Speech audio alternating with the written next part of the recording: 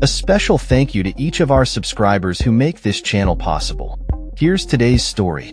In a dramatic turn of events, former President Donald Trump has launched a series of attacks against CBS's 60 Minutes, accusing the program of deceitful editing during its interview with Vice President Kamala Harris.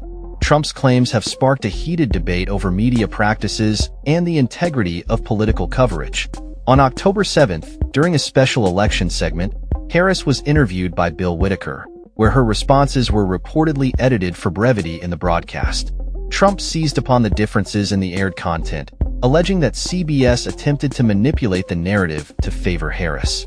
A statement from 60 Minutes firmly refuted Trump's accusations, stating, "Former President Donald Trump is accusing 60 Minutes of deceitful editing of our October 7th interview with Vice President Kamala Harris. That is false." The program explained that the excerpt shown on Face the Nation utilized a longer segment of Harris's answer, while 60 Minutes opted for a more succinct version to accommodate the broader context of the 21-minute segment. The network emphasized its commitment to accuracy and clarity in editing, regardless of the interviewee's background, be it a politician, athlete, or celebrity. Trump's response was swift, declaring that CBS should have its broadcast license revoked, a move he has previously suggested against other networks that he claims misrepresent his views.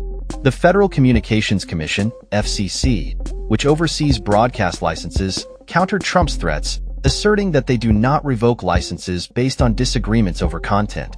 FCC Chairwoman Jessica Rosenworcel stated, "While repeated attacks against broadcast stations by the former president may now be familiar, these threats against free speech are serious and should not be ignored."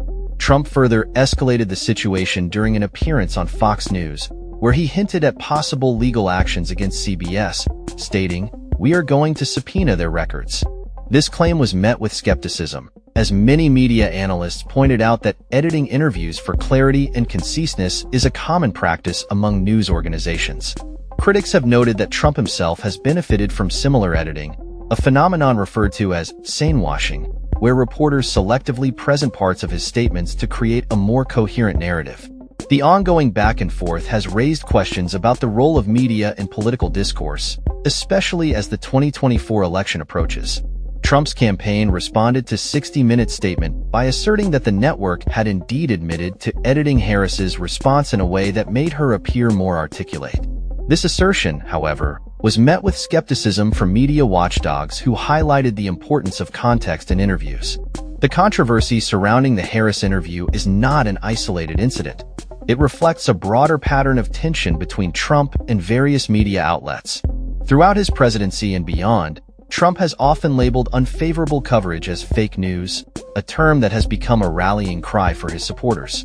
The implications of this dispute extend beyond just Trump and 60 Minutes. They touch on fundamental issues of media ethics, the responsibilities of broadcasters, and the delicate balance between political accountability and freedom of the press.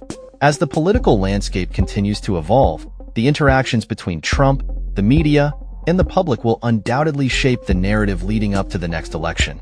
In a world where information is rapidly disseminated and often manipulated, the importance of transparency and accountability in media practices has never been more critical. The stakes are high, and as the battle over narrative control rages on, one thing is clear. The relationship between Trump and the media will remain a focal point of American political discourse. That's all for this story. We upload videos every day covering many different subjects, so hit that subscribe button to stay informed. Thanks for watching.